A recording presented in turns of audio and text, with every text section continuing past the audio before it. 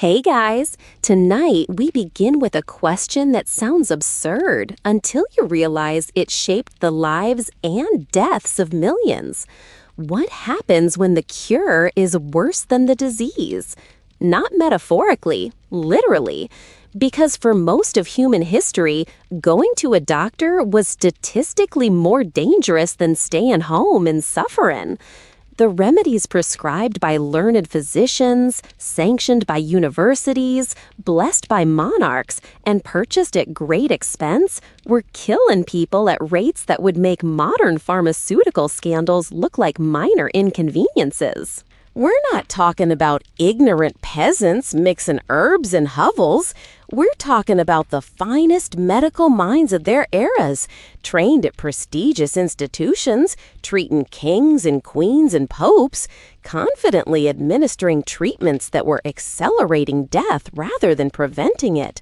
Mercury for syphilis, arsenic for everything else, bloodletting until unconsciousness, antimony pills that patients recovered from their own feces to use again because they were expensive.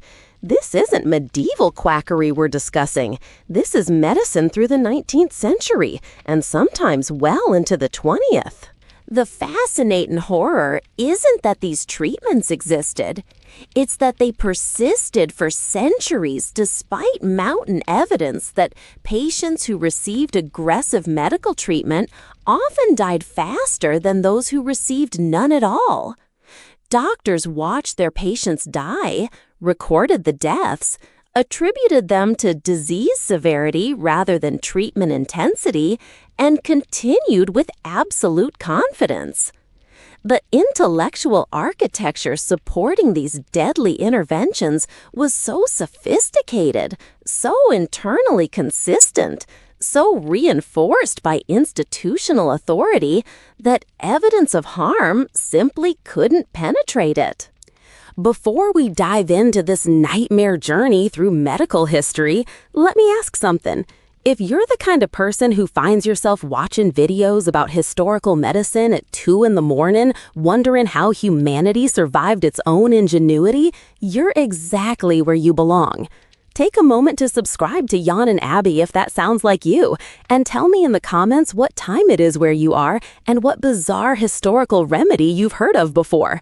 I'm genuinely curious who joins me for these explorations into humanity's strangest decisions. Now, to understand why intelligent people spent centuries poisoning patients in the name of healing, we need to travel back to ancient Greece, where the theoretical foundation for 2,000 years of medical catastrophe was being laid by minds we still celebrate as geniuses. The setting is the 5th century BCE, and a physician named Hippocrates is revolutionizing how humans think about disease.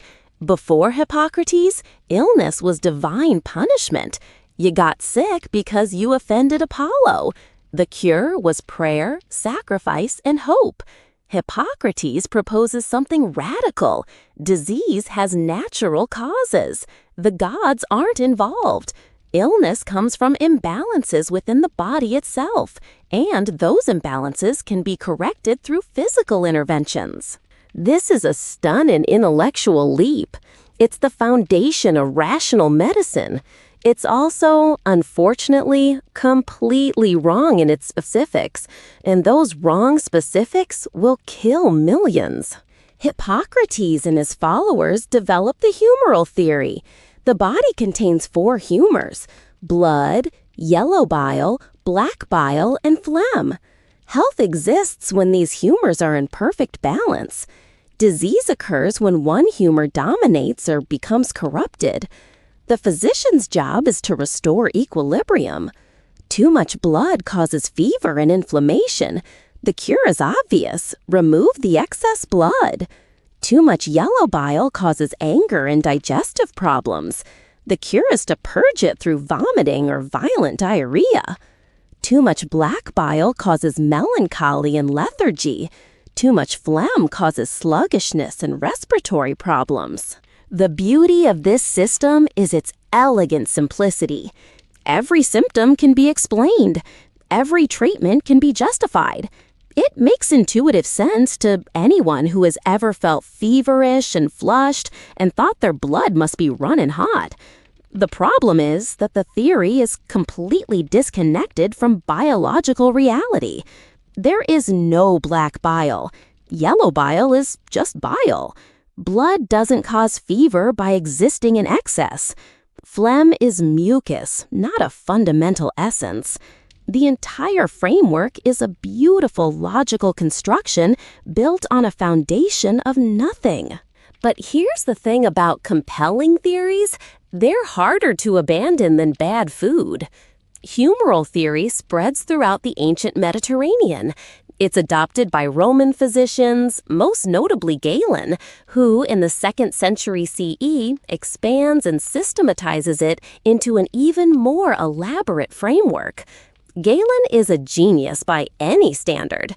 He performs anatomical research, discovers new structures, writes with clarity and confidence. He's also the personal physician to emperors, which gives his teachings unassailable authority. Galen doesn't just accept humoral theory, he perfects it. He connects each humor to elements, seasons, temperatures, moisture levels, zodiac signs, and personality types. Blood is hot and wet, associated with air, spring, and the sanguine temperament.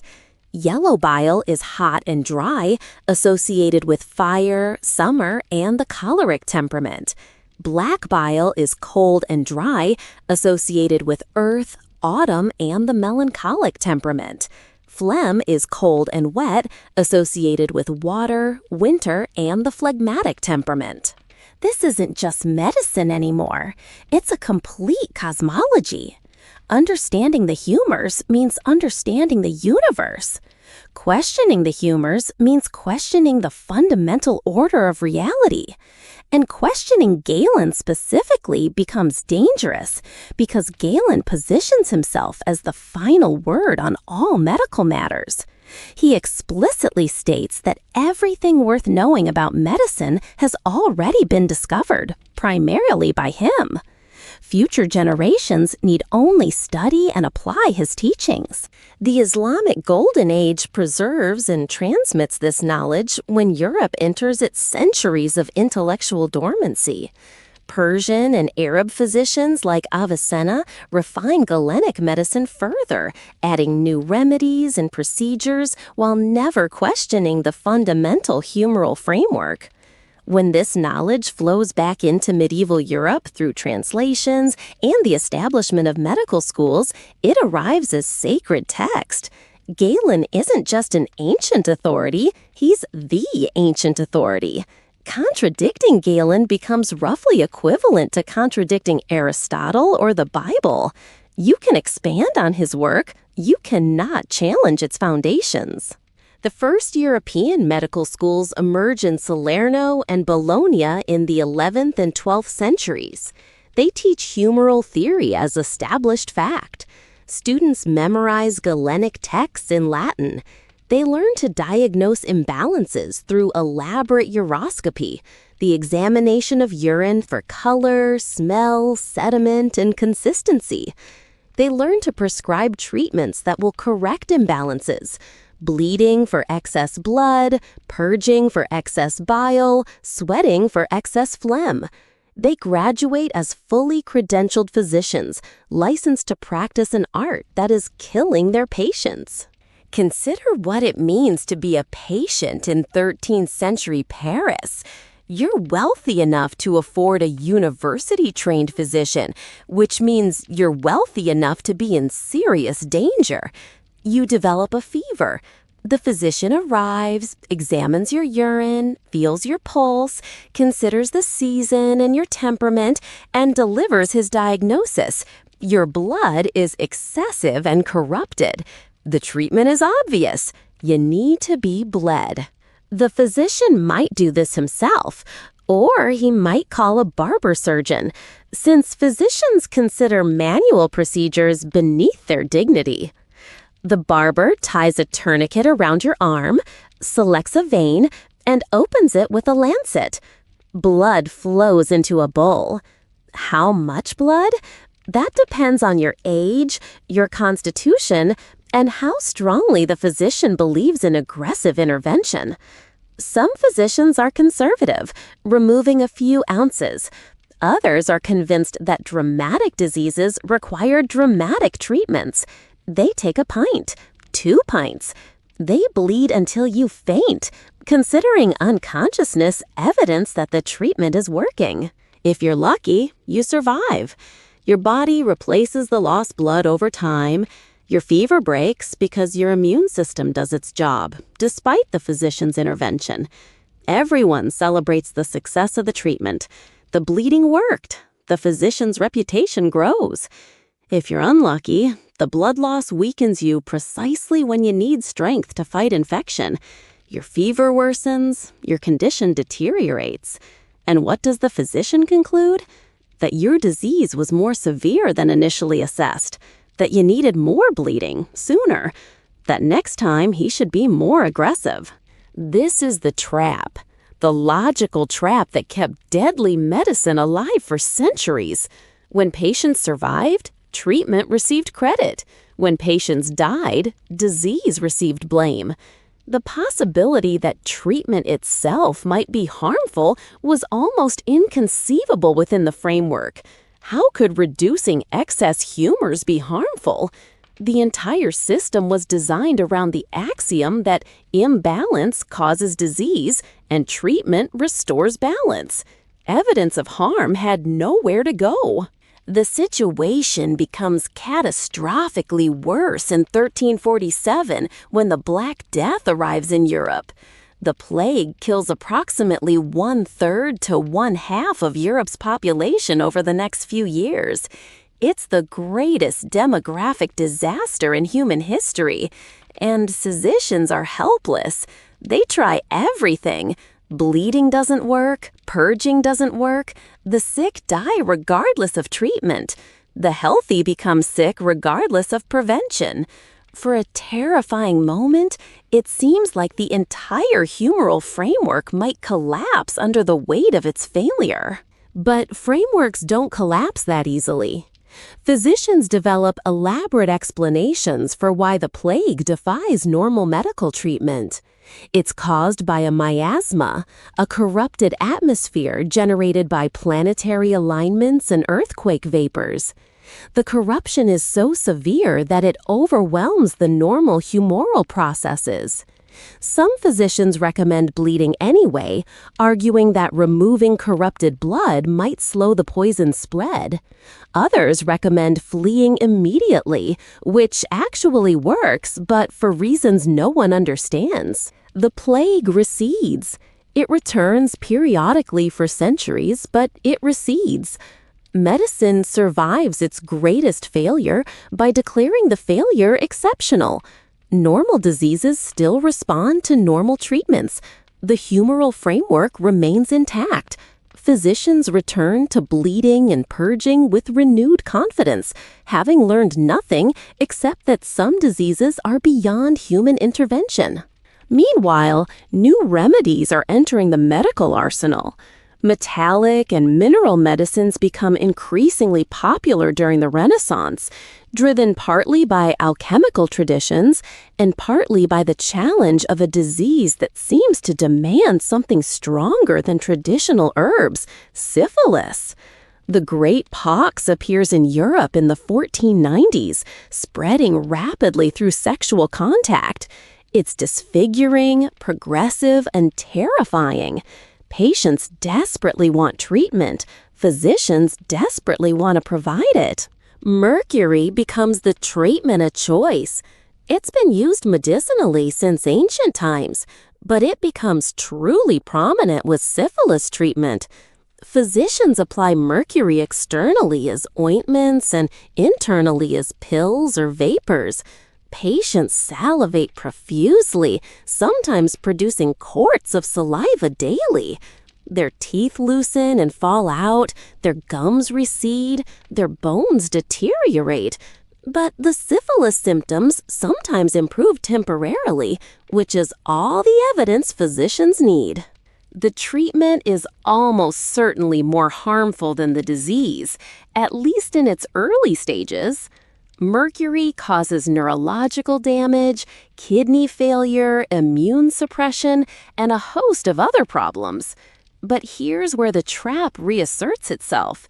Syphilis is a slow disease. It progresses over years or decades. A patient treated with mercury who dies after a few years has died of syphilis. A patient not treated who lives for decades has simply been lucky. The long timeline makes it nearly impossible to connect treatment to outcome. There's a saying that emerges: a night with Venus, a lifetime with Mercury. It's darkly accurate. Syphilis patients spend years, sometimes decades, undergoing repeated mercury treatments. They're slowly poisoned by the cure, while the disease slowly advances. When they finally die, they're covered with the marks of both the pox and its treatment. Physicians record the death as caused by syphilis. Mercury remains a standard treatment for syphilis into the 20th century. Think about that. For 400 years, doctors prescribed a treatment that was definitively causing harm, and the institutional consensus never wavered. But mercury isn't the only poison in the physician's bag. Arsenic is used for almost everything. It's called the king of medicines in some traditions. It treats fevers, skin conditions, respiratory problems, and malaise of any type. It also causes vomiting, diarrhea, nerve damage, organ failure, and death. These side effects are interpreted as the arsenic doing its work, expelling corrupted humors through every available orifice. The more violent the reaction, the more powerful the cure. Antimony occupies a special place in the pharmacy of horrors. It's a metalite that causes severe vomiting when ingested. This makes it valuable as an emetic or vomiting inducer.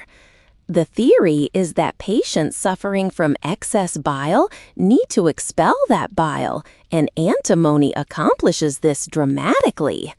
The famous antimony pills we mentioned earlier were called perpetual pills because a single pill could theoretically last a lifetime. You swallow it, you vomit, you recover the pill from your vomit, or wait for it to pass through your digestive system. You clean it off, you use it again. Some families pass these pills down through generations, heirloom poisons for shared suffering. The royal courts of Europe embrace these treatments with particular enthusiasm. Kings and queens receive the finest medical care, which means they receive the most aggressive interventions. Charles II of England's death in 1685 is a masterclass in therapeutic enthusiasm. When he collapses from what appears to be a stroke, his physicians spring into action. They bleed him immediately, removing a large quantity of blood. They apply hot irons to his scalp to draw out corrupted humors. They give him antimony to induce vomiting and various purgatives to induce diarrhea. They shave his head and apply blistering agents. They administer enemas. They give him preparations containing everything from pigeon droppings to powdered human skull. Charles dies after 4 days of this treatment. The official cause is his underlying disease. The physicians are praised for their tireless efforts. No one suggests that perhaps the patient might have lived longer without 14 physicians competing to demonstrate their therapeutic zeal. This pattern repeats across royal courts for centuries. George Washington's death in 1799 follows a similar trajectory. Acute illness, aggressive bleeding, rapid deterioration, death attributed to the disease rather than the pints of blood removed from an elderly man already weakened by infection. The intellectual defense of these treatments grows more sophisticated, even as the treatments themselves remain primitive. Medical education emphasizes elaborate classification systems. Diseases are categorized by their humoral signatures. Treatments are matched to diseases through careful reasoning. The appearance of scientific rigor conceals the absence of scientific evidence. Students learn to perform procedures with confidence because confidence itself becomes a therapeutic tool. Patients who trust their physicians experience placebo effects that can mask harm.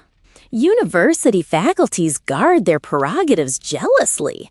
To practice medicine legally, one must have university credentials. To get university credentials, one must learn and affirm the established doctrines. Anyone who questions the framework too loudly is excluded from the profession. Innovation is permitted, but only within bounds. You can discover new treatments, new diseases, new procedures. You can't question whether the underlying theory makes sense. The trap extends beyond individual treatments to the entire structure of medical authority. Physicians invest years and fortunes obtaining their credentials.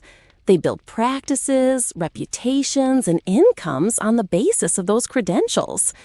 Admitting that the foundation of their expertise might be flawed means admitting that their entire professional identity is built on error.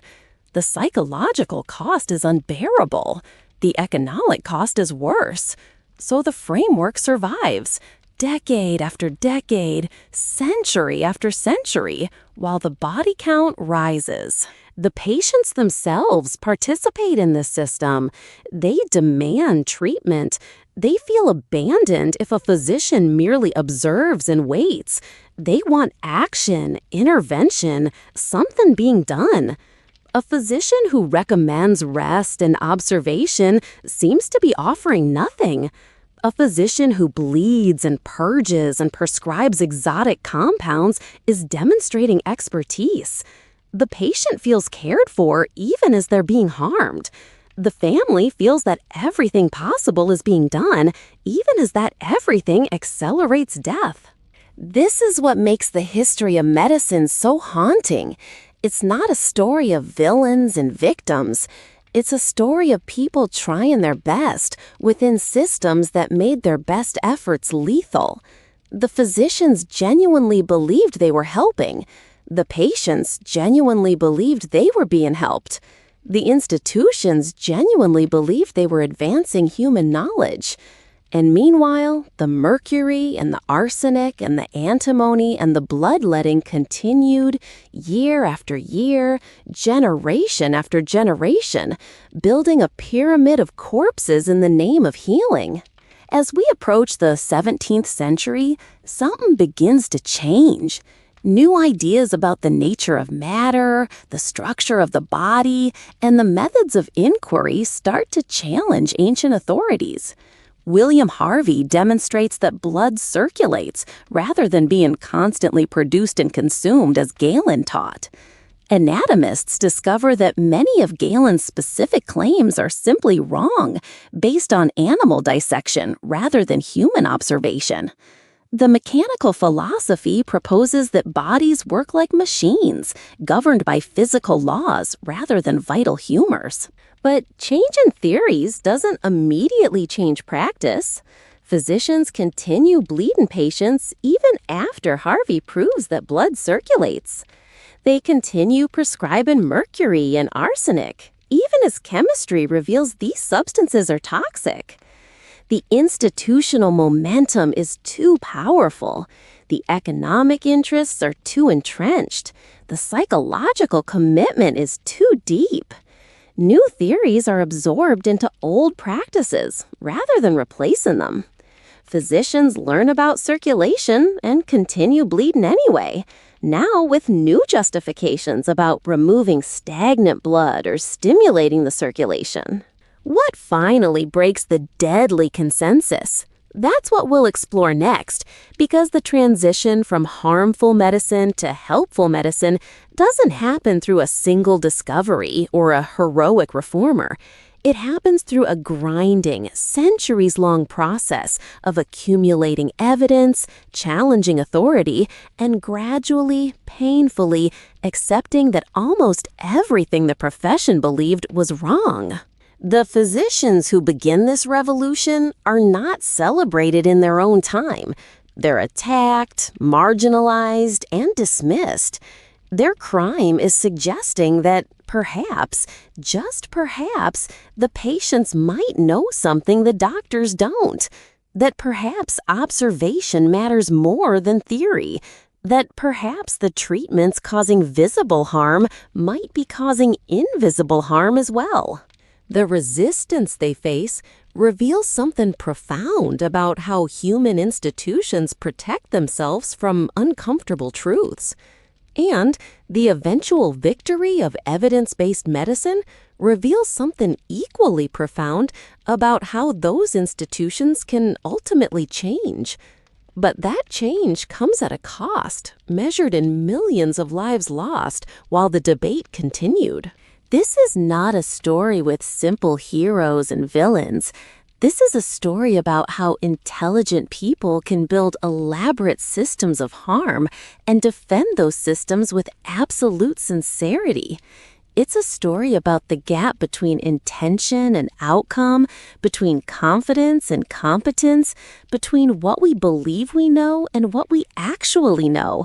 And it's a story that, in ways we might not want to acknowledge, continues to unfold today.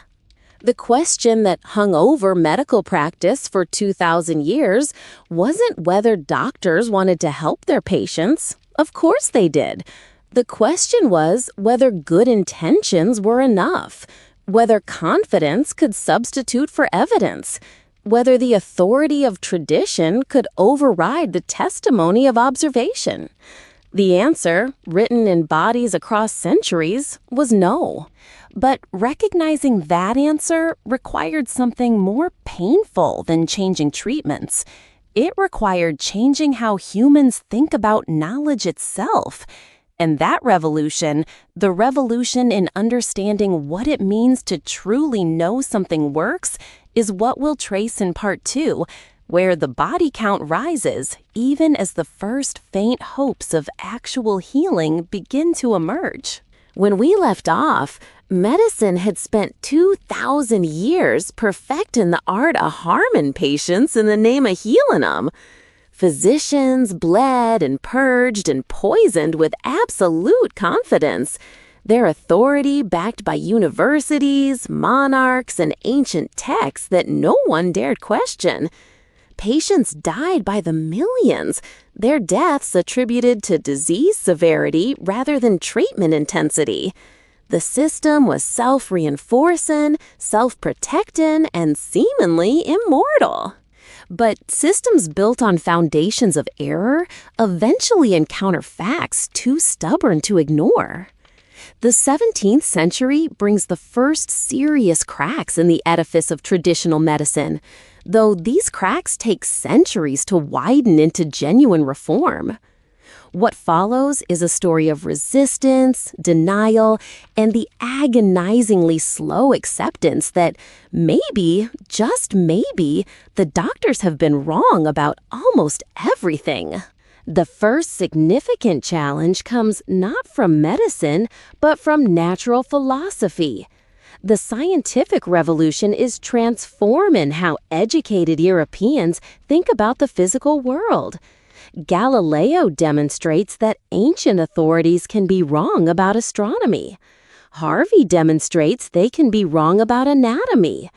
The mechanical philosophy proposes that nature operates according to discoverable laws rather than mysterious essences. The implications for medicine are obvious, though physicians prove remarkably skilled at not seeing them. William Harvey's discovery of blood circulation in 1628 should demolish the entire justification for bloodletting. If blood circulates continuously, it can't accumulate in excess. If it circulates, removing it doesn't remove corruption from a specific location. The logical foundation for bleeding collapses. Except it doesn't collapse because logic isn't what sustains the practice. Bloodletting is sustained by institutional authority, economic interest, and patient expectations. Physicians simply develop new justifications. Bleeding now stimulates circulation. It removes stagnant blood. It reduces pressure. It redirects blood flow from inflamed areas. The practice continues with new theoretical clothing. This pattern repeats across every challenge to traditional medicine. New discoveries are absorbed into old frameworks rather than replacing them. When chemistry reveals that mercury is toxic, physicians argue that small doses of toxic substances can stimulate healing responses. When anatomy shows that Galen's descriptions don't match human bodies, physicians argue that human bodies have changed since Galen's time, or that Galen was describing ideal forms rather than individual variations. The capacity for rationalization seems infinite. Meanwhile, a quieter challenge is emerging from an unexpected direction: arithmetic. A few physicians begin counting their outcomes. They tally how many patients recover and how many die under different treatments. They compare these numbers across different populations. What they find is disturbing. There's no consistent evidence that traditional treatments improve survival. In many cases, patients receiving aggressive treatment fare worse than those receiving minimal intervention. One of the first to pursue this approach systematically is Thomas Sydenham, practicing in London during the late 17th century. Sydenham is deeply suspicious of elaborate theories. He focuses instead on careful observation and systematic recording. He notes which treatments seem to help, which seem harmful, and which make no difference. His conclusions are uncomfortable for the profession. Most of what physicians do doesn't work, and some of it makes things worse. Sydenham advocates a more conservative approach: less bleed-in, fewer purges, more attention to diet, rest, and what he calls the healing power in nature. He argues that many diseases are self-limiting. The body heals itself if physicians don't interfere too aggressively. This sounds obvious today. In the 17th century, it's borderline heretical. Physicians are supposed to do something. Their training, their identity, their income all depend on active intervention. A physician who merely observes and waits seems to be offering nothing. The medical establishment responds to Sydenham with skepticism and hostility. His empirical approach threatens the theoretical sophistication that distinguishes university-trained physicians from common healers. If outcomes matter more than theories, if observation matters more than learning, then what justifies the physician's elevated status? The profession closes ranks against the threat. Sydenham is respected but marginalized. His methods are acknowledged but not adopted. Traditional practice continues largely unchanged. The 18th century sees the rise of systematic attempts to evaluate treatments, though these attempts remain isolated and their conclusions largely ignored. James Lind conducts what's often called the first controlled clinical trial in 1747. He's a naval surgeon struggling with scurvy, which kills more British sailors than enemy action. Lind divides 12 scorbutic patients into 6 groups and gives each group a different treatment: cider, elixir of vitriol, vinegar, seawater, oranges and lemons, or a purgative. The citrus group recovers dramatically. The others don't. This should settle the question of scurvy treatment immediately. Citrus prevents and cures scurvy. The evidence is clear, the experiment is well designed, and the stakes couldn't be higher. Scurvy is decimating the Navy, yet it takes nearly 50 years for the Admiralty to mandate lemon juice for sailors. Half a century of dead sailors, while bureaucracies debate whether to implement an obviously effective treatment. Why the delay? Partly it's institutional inertia, Partly it's economic considerations. Mostly it's the simple human difficulty of accepting that current practice is wrong and needs to change. The land episode reveals something crucial about the relationship between evidence and practice. Evidence alone doesn't change behavior. Evidence has to overcome entrenched interests, established routines, psychological commitments, and the sheer gravitational pull of how things have always been done. This remains true today, but in the 18th century, the resistance is even stronger because there's no institutional framework for evaluating evidence. Each physician is essentially his own authority. Each patient is an individual case.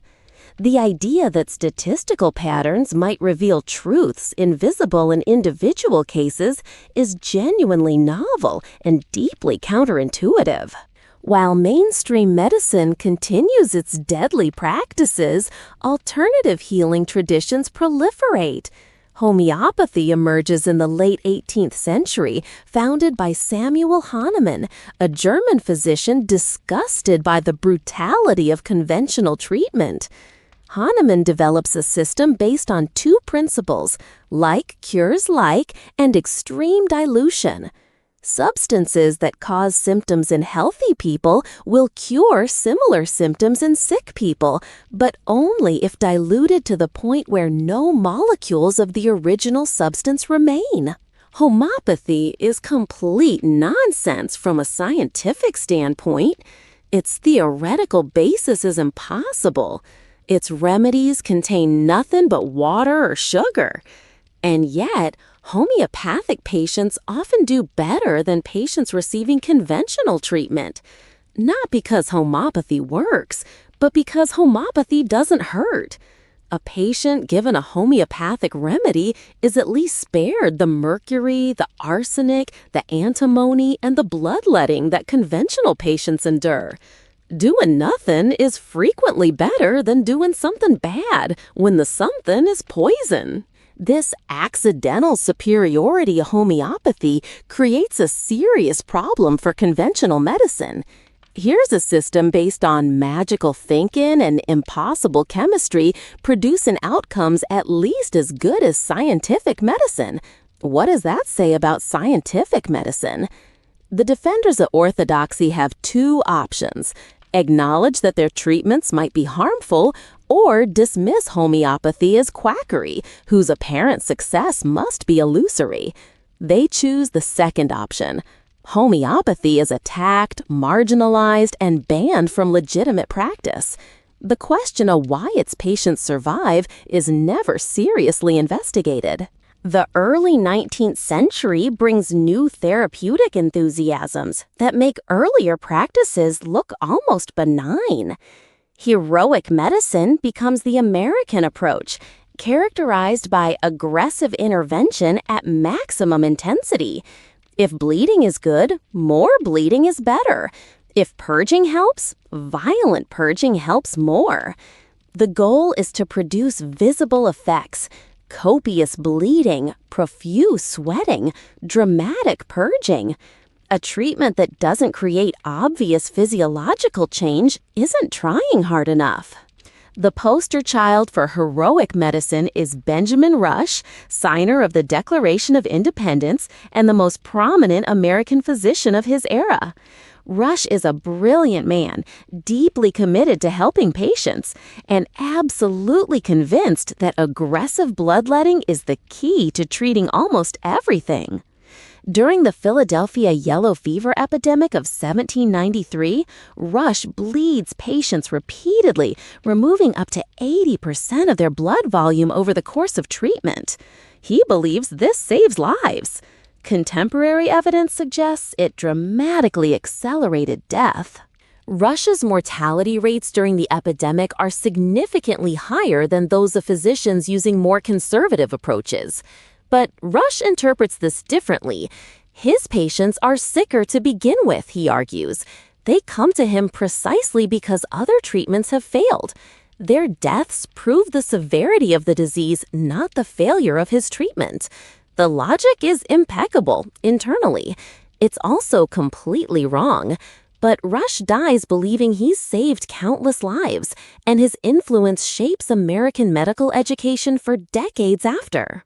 If you just felt that little spark of recognition, that uncomfortable awareness that intelligent people can convince themselves of almost anything if the framework allows it, that's exactly why these videos matter. Subscribe to Yawning Abbey if you want more of these moments where history holds up a mirror to human nature. The 19th century also witnesses the rise of patent medicines, those bottled promises sold directly to consumers. Opium, alcohol, cocaine, mercury, and arsenic appear in remedies for everything from teething pain to tuberculosis. Mrs. Winslow's soothing syrup contains morphine and kills uncounted infants. Radiathor contains radium and kills its users more slowly but just as certainly. The difference between patent medicines and respectable medicine is marketing, not safety.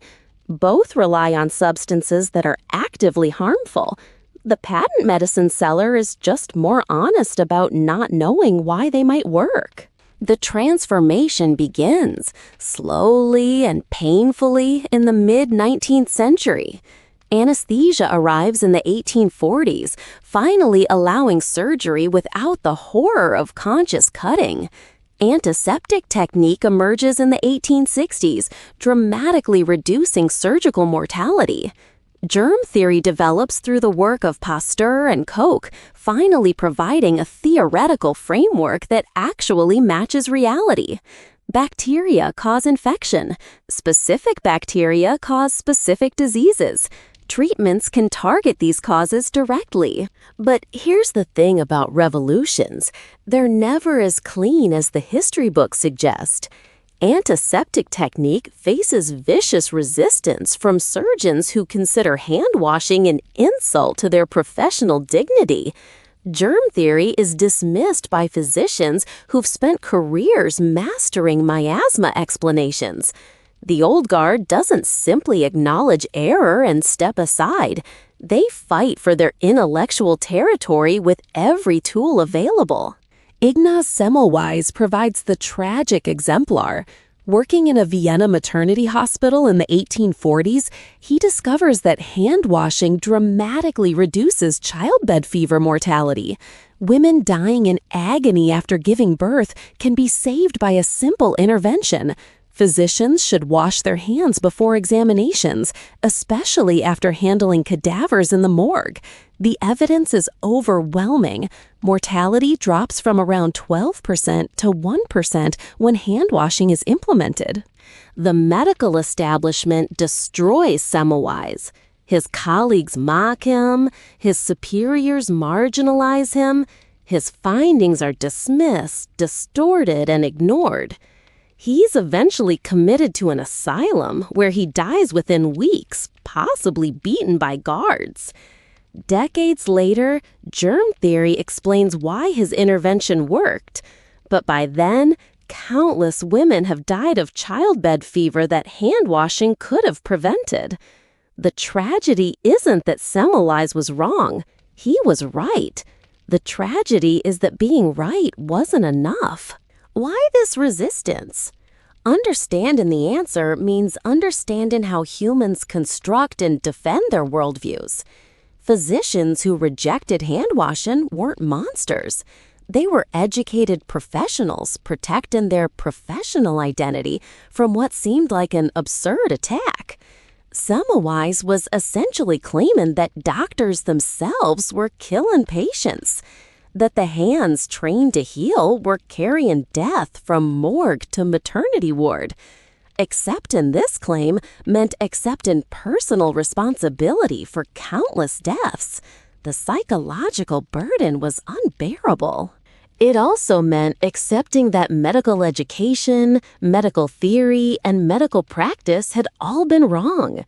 Every physician who washed his hands after Semmelweis was implicitly admitting that physicians before him had killed patients through ignorance. Every antiseptic precaution was a confession of previous negligence. The cumulative weight of this admission was too heavy. Easier to dismiss the evidence than to carry the guilt. Easier to attack the messenger than to hear the message. The transition from deadly to helpful medicine happens not through a sudden awakening, but through generational replacement. The physicians trained in heroic medicine die with their convictions intact. Their students, exposed to germ theory and antiseptic technique from the beginning, build different frameworks. They don't have to unlearn decades of practice. They don't have to admit that their mentors were wrong. They simply start from a different foundation. By the late 19th century, the new medicine is ascendant. Surgery becomes increasingly safe as sterile technique spreads. Specific infectious diseases become treatable as antibiotics emerge. Diagnostic accuracy improves dramatically with new instruments and laboratory tests. The transformation is stunning in historical terms. Within a few decades, medicine shifts from actively harmful to genuinely helpful for an increasing range of conditions. But the old practices don't vanish immediately. Bloodletting persists into the 20th century for some conditions. Mercury treatments for syphilis continue until the 1940s, when antibiotics finally provide an effective alternative. The gap between what evidence supports and what physicians actually do narrows but never disappears entirely. Inertia, tradition, and economic interest continue to slow the adoption of better practices. The rise of the pharmaceutical industry creates new complications. Drug companies develop genuine breakthroughs, but also market products of questionable value. The profit motive that drives innovation also drives promotion of treatments that aren't better than existing options. Regulatory frameworks struggle to keep pace with an industry that can fund research, influence physicians, and shape public perception. The potential for harm takes new forms, even as old harms diminish.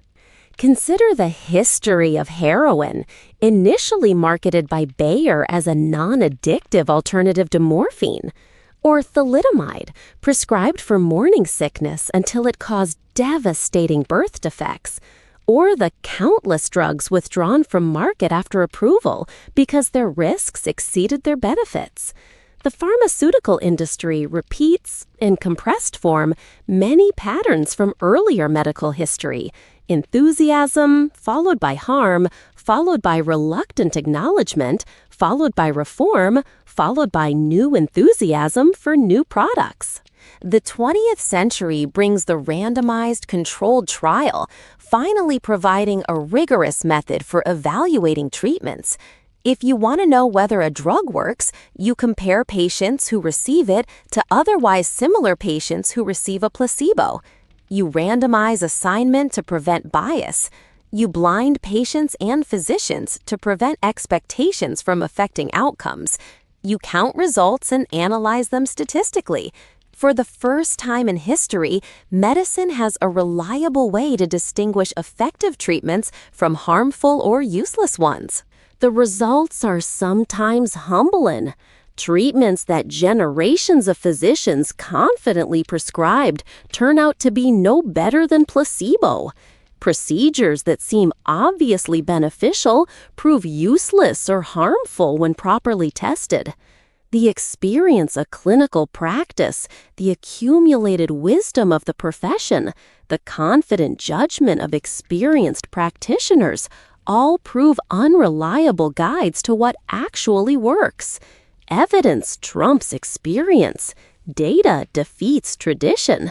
The implications are uncomfortable for anyone who prefers to trust experts rather than experiments. But the randomized trial also reveals something hopeful. When treatments actually work, the evidence shows it clearly. Effective drugs produce unmistakable differences. Genuine interventions save lives that would otherwise be lost.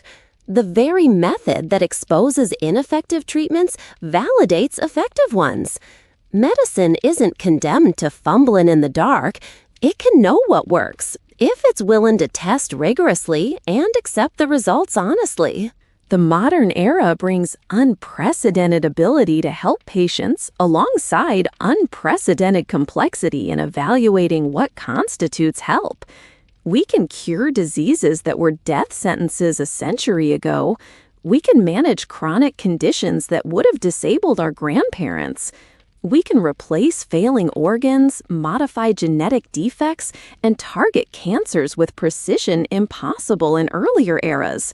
The gap between modern medicine and everything that came before is almost impossible to comprehend. And yet, the patterns that made medicine deadly for millennia haven't entirely disappeared. Physicians still sometimes prefer active intervention to watchful waiting. Patients still sometimes demand treatment, even when evidence suggests that treatment offers no benefit. Economic interests still sometimes distort clinical decisions. The authority of expertise still sometimes trumps the evidence of outcomes. We're better than our predecessors. We're not immune to their errors. The opioid crisis that has killed hundreds of thousands of Americans echoes the patent medicine era in disturbing ways.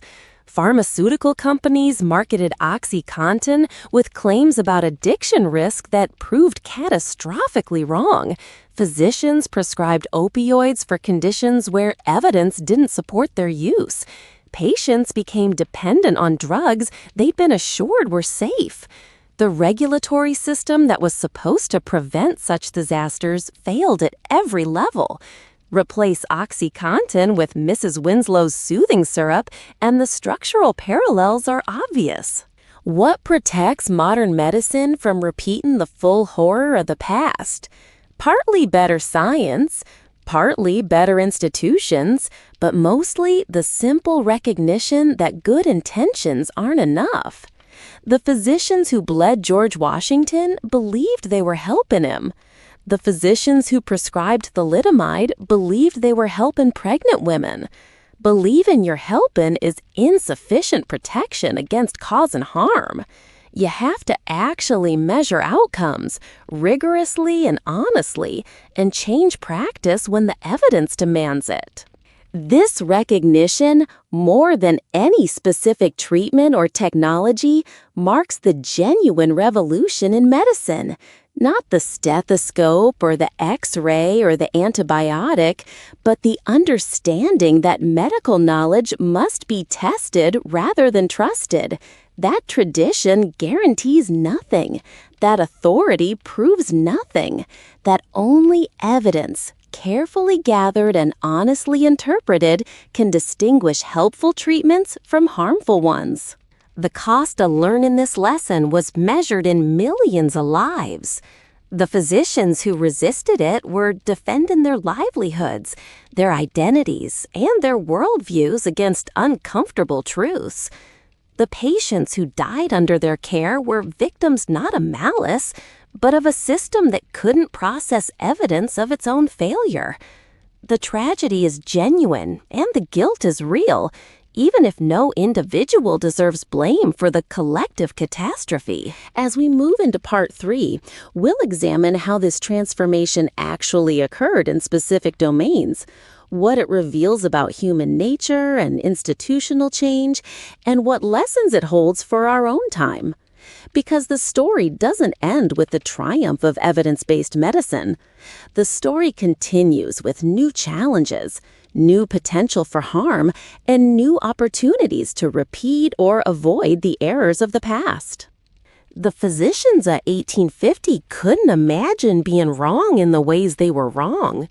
They had theories, training, experience, and confidence. They had institutions certifying their competence and patients trusting their judgment. They had everything except the crucial ability to see past their own certainty to the evidence contradicting it. What certainties do we hold today that future generations will regard with the same horror we feel toward heroic medicine? The question is uncomfortable because we can't answer it from inside our own framework. We can only cultivate the humility to recognize that we too might be wrong in ways we can't see, that our confidence, however earned, might be misplaced, that the treatments we trust might be causing harm we haven't yet learned to measure. That humility, hard-won through centuries of preventable death, is the true legacy of medical history.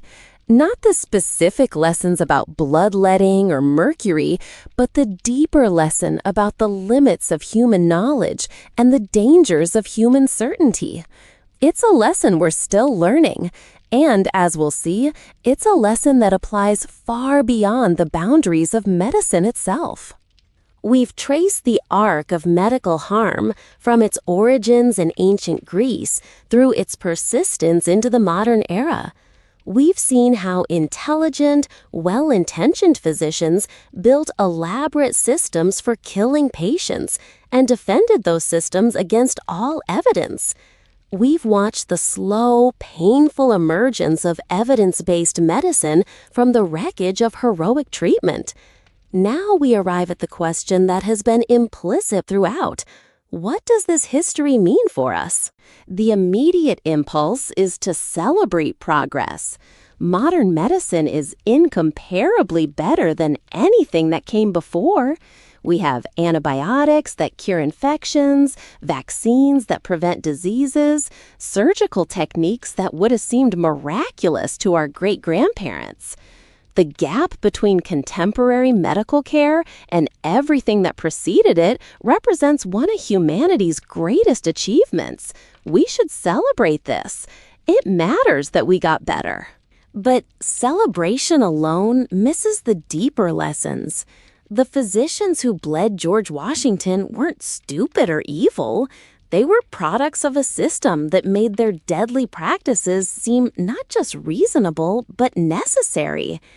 The institutional structures, the economic incentives, the psychological commitments, the patient expectations all align to protect harmful treatments from meaningful challenge. Understanding how this happened reveals patterns that extend far beyond medicine, patterns that remain active in our own time. Consider the role of professional credentialing. Medieval and early modern physicians defended their practices partly by defending their exclusive right to practice. University training distinguished legitimate physicians from quacks and charlatans. The training itself was the credential, regardless of whether it produced better outcomes. This created a closed loop. To practice legally, you needed the credential. To get the credential, you needed to learn the established doctrines. To maintain the credential, you needed to practice according to those doctrines. Anyone who questioned the doctrines too loudly was excluded from the profession.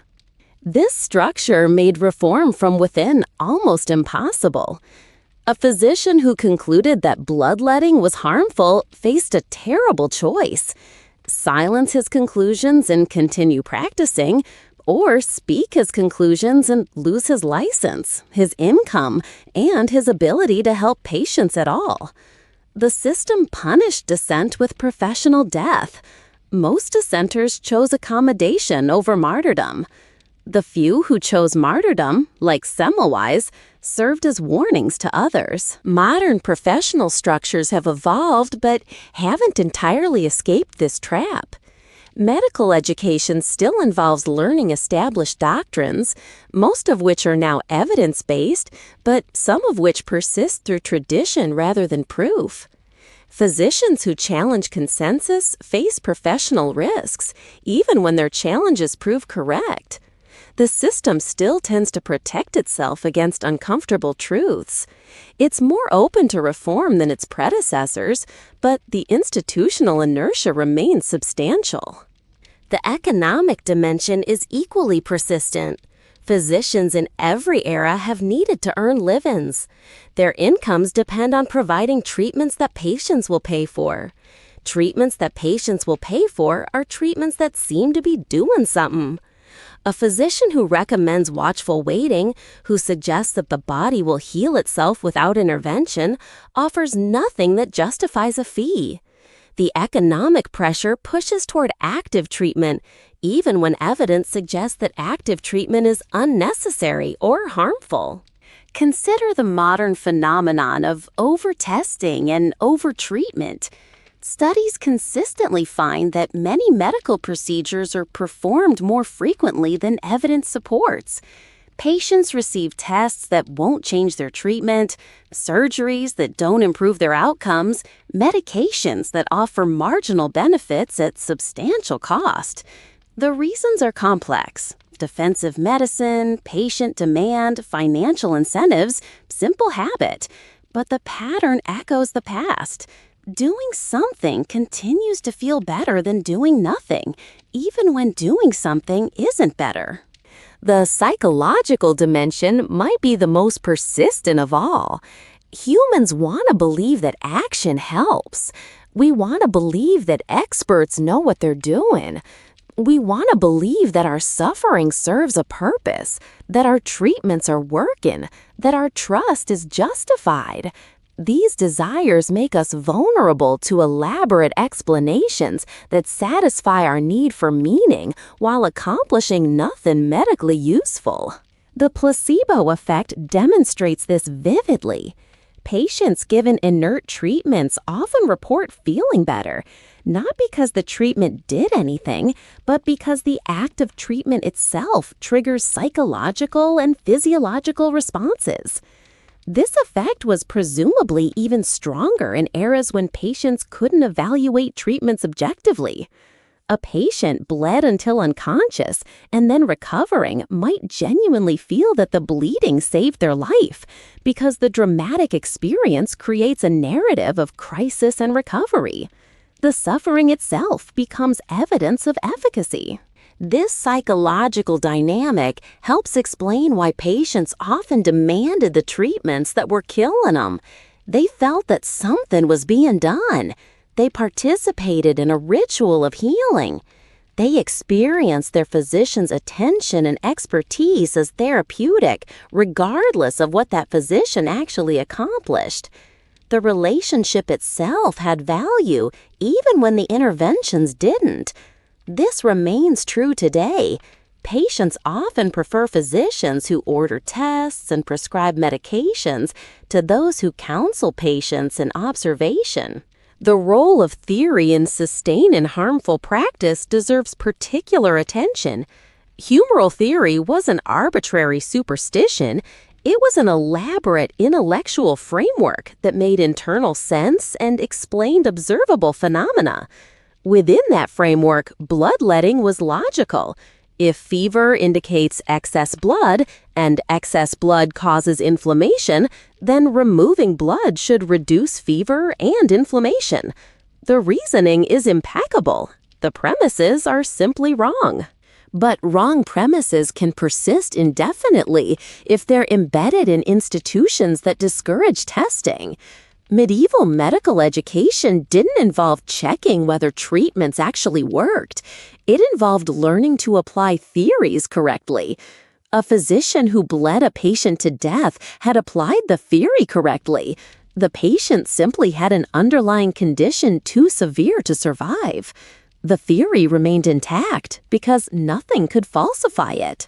Modern medicine has developed methods for testing theories, but the psychological attachment to explanatory frameworks remains powerful. Physicians often resist evidence that contradicts their training, especially evidence that implies their previous practice was harmful. The human need for coherent explanation can outweigh the evidence that explanations are wrong. We see this in debates over alternative medicine, where practitioners cling to vitalistic theories despite overwhelming evidence that their mechanisms are impossible. The question of authority runs through every aspect of this history. Ancient and medieval medicine relied on the authority of texts and teachers. You knew something was true because Galen said so. Challenging Galen meant challenging the entire structure of medical knowledge. Modern medicine has shifted authority to evidence, but the shift is incomplete. Physicians still defer to senior colleagues, to prestigious institutions, to establish consensus. These are often reasonable heuristics. They're also potential barriers to recognizing when consensus is wrong. The authority question becomes acute when evidence contradicts authority. What happens when a junior researcher produces findings that challenge a senior figure's life work? What happens when a small study contradicts decades of established practice? The answer, historically, has been that authority usually wins in the short term. Evidence accumulates until the weight becomes overwhelming, until the old guard retires or die, until new generations grow up without commitment to the old consensus. This process can take decades, during which patients suffer preventable harm. Thank you for spending this time with me tonight, journeying through centuries of medical history to understand how good intentions could produce such terrible outcomes. If this story changed how you think about expertise, authority, and the difficulty of knowing what actually works, I'd be grateful if you'd subscribe to Yawning Abbey and share your thoughts. What surprised you most? What parallels do you see in our own time? What certainties might we hold today that future generations will find horrifying? I read every single comment, and these conversations are why I make these videos. We started with a question: what happens when the cure is worse than the disease? The answer, we've seen, is that patients die while physicians remain confident. Institutions protect themselves. Evidence struggles to penetrate frameworks designed to deflect it. The tragedy unfolds over centuries, visible in retrospect, but invisible to participants embedded in systems that defined their understanding of what healing meant. The modern parallel most uncomfortable to discuss is psychiatric medication. Antidepressants have helped millions of people. They've also been prescribed to millions more who didn't need them, whose conditions weren't primarily biological, who might have done as well or better with other approaches. The evidence for their efficacy is more complicated than pharmaceutical marketing suggests. The evidence for their long-term effects is thinner than most patients realize. We may be in the middle of a medical tragedy we can't yet see clearly because we're inside the framework that makes the practices seem rational. Or consider the history of dietary advice. For decades, official guidelines recommended reducing fat intake to improve cardiovascular health. These recommendations were based on weak evidence but promoted with institutional confidence.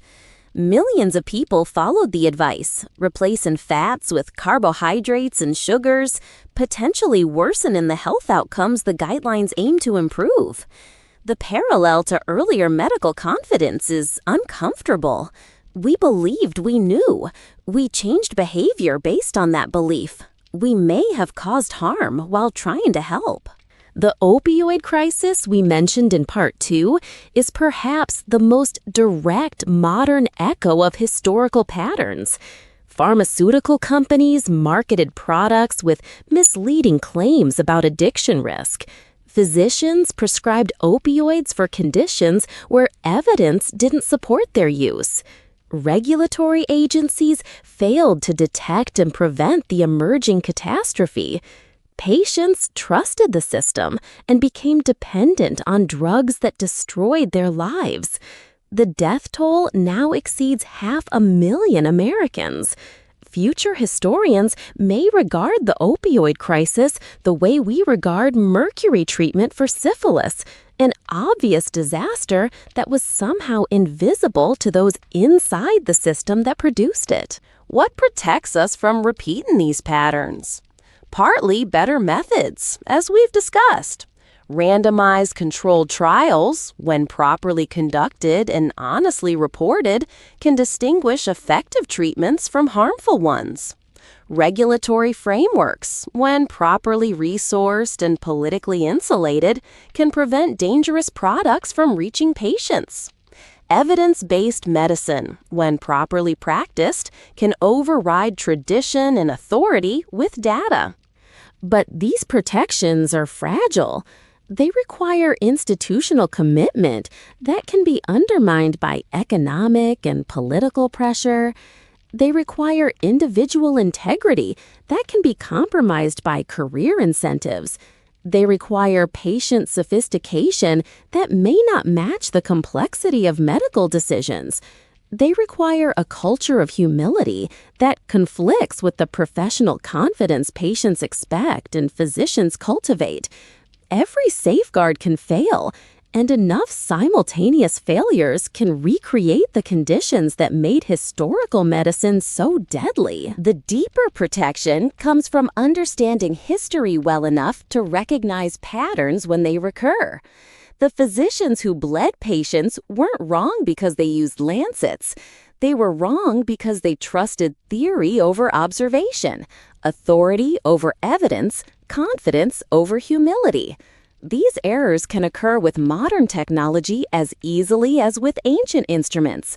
A physician who orders unnecessary CT scans based on defensive medicine rather than patient benefit is making the same structural error as a physician who ordered unnecessary bleeding based on humoral theory. The history of bizarre remedies teaches us that good intentions don't prevent harm. It teaches us that expert consensus can be catastrophically wrong. It teaches us that patients who trust the system can be victims of that trust. It teaches us that evidence matters more than tradition, that outcomes matter more than theories, that humility matters more than confidence. These lessons are simple to state and extraordinarily simple to implement because they require fighting against deep human tendencies toward action, certainty, and deference to authority.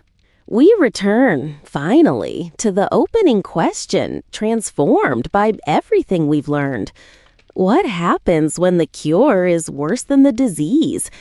The answer is that tragedy happens, slowly enough to remain invisible to those causing it.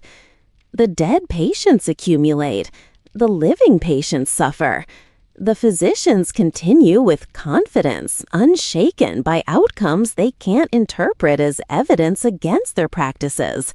The institutions protect themselves. The textbooks remain unchanged. And time passes, decade after decade, century after century, until finally something breaks the cycle. A crisis too large to ignore, evidence too overwhelming to dismiss, a new generation raised without commitment to the old errors. We're that new generation, in historical terms.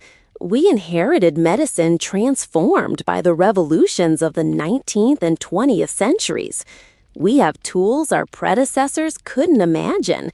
We have knowledge they couldn't access. We have methods they hadn't developed. And we have the responsibility to use these advantages wisely, to remain humble about our certainties, to stay vigilant about our institutions, to keep asking whether our treatments actually help. The bizarre remedies that harmed more than they healed weren't abandoned because people got smarter. They were abandoned because structures changed. Testing became mandatory. Evidence became authoritative. Tradition lost its protected status. These structural changes made it possible for good intentions to produce good outcomes, rather than tragedies dressed in institutional confidence. Protecting those structures is now our responsibility. The pressures that corrupted historical medicine haven't disappeared. They've transformed. Economic interests still distort clinical practice. Political pressures still influence research priorities. Patient expectations still demand action over observation. Professional hierarchies still protect consensus against challenge. The potential for harm remains active, waiting for the moment when safeguards weaken enough to permit another catastrophe. The story of medical harm is ultimately a story about human nature, our need for certainty in an uncertain world, our deference to authority when facing problems beyond our understanding, our preference for action when action feels better than inaction, our difficulty accepting that our best efforts might cause harm. These tendencies aren't flaws to be eliminated. They're features of human psychology that helped us survive as a species.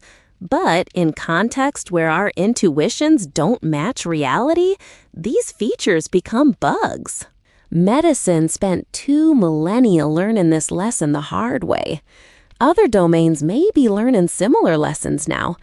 Climate science, economic policy, artificial intelligence, pandemic response, all involve complex systems where expert consensus can be wrong, where good intentions can produce bad outcomes, where institutional structures can protect harmful practices from meaningful challenge.